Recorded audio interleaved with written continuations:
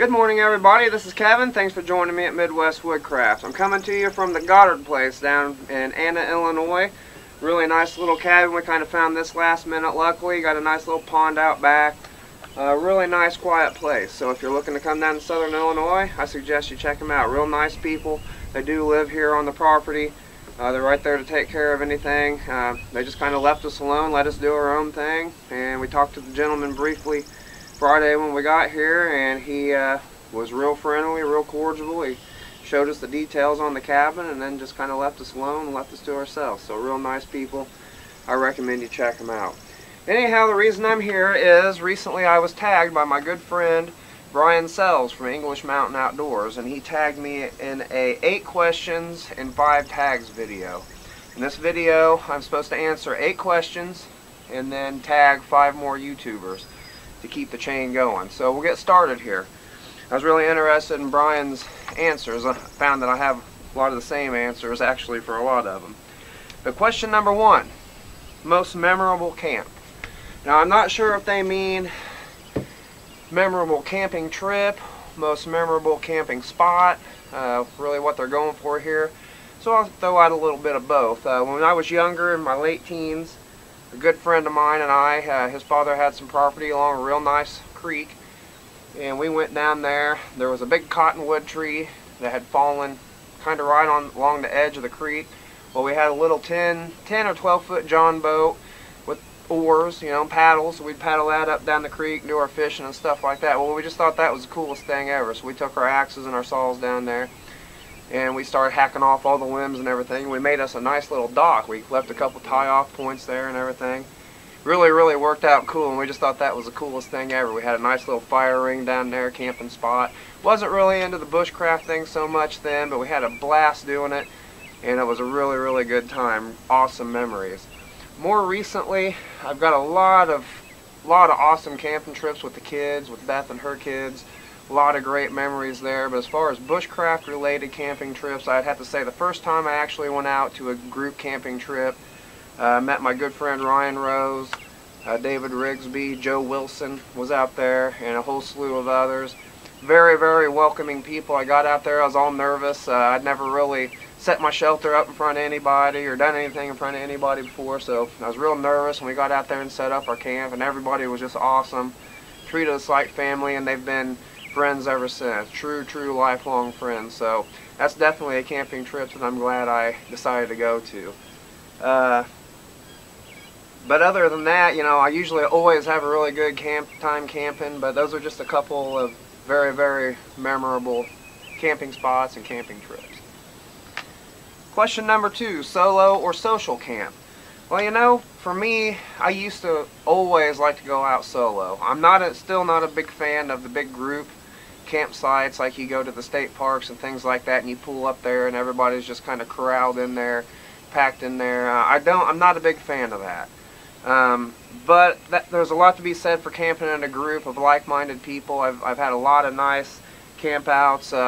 My good friend Rob Onken from Self-Reliant Mindset, and Joe Wilson from Midwest Cookcraft. A lot of great people over the years. So I've kind of developed a fondness for the group camping, as long as it is with like-minded people. You get an opportunity to get out there and tell lies, and you can kind of share your skills with each other, learn new things. It seems like you learn something new every time you go out with somebody else. So that's definitely a great benefit of camping with other people.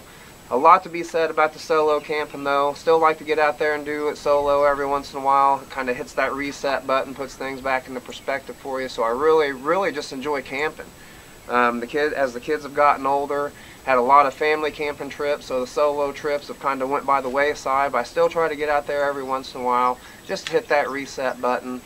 But short answer, I just love to camp, so it doesn't really matter, as long as I'm not in a big group campsite with a bunch of people drinking beer. And not that I'm against having a couple drinks around the fire, but I just don't like, the loud music and the partying and stuff like that when I'm trying to camp. Question number 3, favorite knife. Now that is a tough one, because we all have our favorite knives, right? And everybody's always fighting over their favorite knives. I'm not a guy that has a huge knife collection. If I don't use it, I don't keep it. So a lot of my knives, when I'm done carrying them and move on to the next design or the next blade in the quest or whatever you want to call it, a lot of times I'll hand them knives off to buddies who need a good knife, or maybe a kid who needs a good knife. I don't believe in having a drawer full of knives that aren't going to get used. I like to keep backups around. Don't get me wrong, I have a fair share of knives. I just don't have 100 knives sitting in a drawer anywhere. Right now what I've been working with is this LT Wright Gary Wines Bushcraft Hunter, and a lot of you are familiar with the channel and the group. I've seen this a lot here lately. Really loving this knife. As a lot of you know, I'm a fan of the trade design. This thing just fits awesome in the hand. Really a fan of the Scandi grind. It's really easy to maintain, really easy to keep sharp, keeps a good edge, does an awesome job. It's got that really sharp spine like most LT knives do, just strikes the heck out of a ferro rod, and processes your tinder very well and all that. Really, really excellent blade. Another one that I absolutely love is my custom stalker from Adirondack Knife Works. My good buddy David Gray made this for me a couple years ago. He's got my handle snod handle on there. Did an awesome job making this come to life for me. I love this knife. It's durable, great edge retention. David's an awesome guy, so get over there and check out Adirondack Knife Works as well. That being said, you know, I have other favorites too in my collection. I have some other sentimental favorites. I got a couple of pocket knives that my grandpa gave me when I was a kid that, you know, going back to what I said earlier, those do kind of stay in the drawer, and I don't use those too much just to kind of prolong their life and so I don't lose them. I have the first pocket knife that I ever bought when I was a kid. I keep that. It's just an old junk Pakistani lock blade. Keep that in the drawer too. So I guess I kind of lied earlier. I do have a few blades in the drawer, but they're extremely sentimental just because I don't want to break or lose them. Question number 4, where did I learn bushcraft? Now that's an awesome question. There's no really one definite answer. Over the years I've learned a ton from guys online, you know, in the Facebook groups and on YouTube. Of course Dave Canterbury, Matt Graham, you know, watching a lot of these guys' videos, Stephen Davis.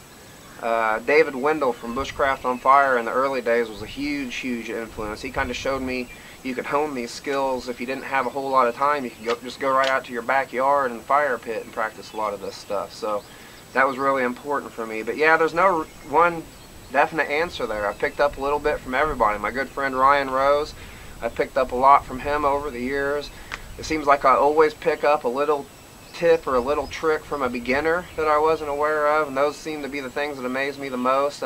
Here more recently I've been training with Jason Hunt down at Campcraft Outdoors, and a whole slew of awesome guys down there. Been learning I learn a ton every time I go down there. New stuff, and a lot of it's just simple stuff. I just hadn't seen it done that way before, and that's what's truly awesome about it is, you know, nobody knows everything. You know, a lot of guys out there try to act like they're experts and things like that. I don't believe in that, you know. I believe in, you know, you got to be a constant student, and I'm not saying those guys aren't, but there's no way you can possibly know everything when it comes to this. It takes several lifetimes to acquire all of this knowledge, and there's just no experts out there, I'm sorry. Favorite fire starting method?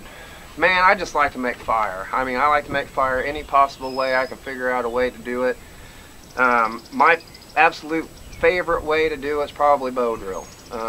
Just because I find that gratifying personally. I know it's not the most true blue method, and you shouldn't be depending on that when you go out in the field, but as far as going out and practicing things, just doing it for the joy of it, I just really love the bow drill. I really love friction fire. I love the hand drill.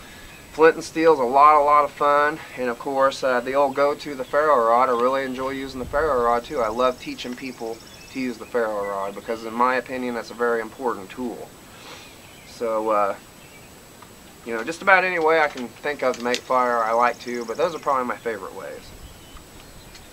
Question number 6, most essential piece of kit.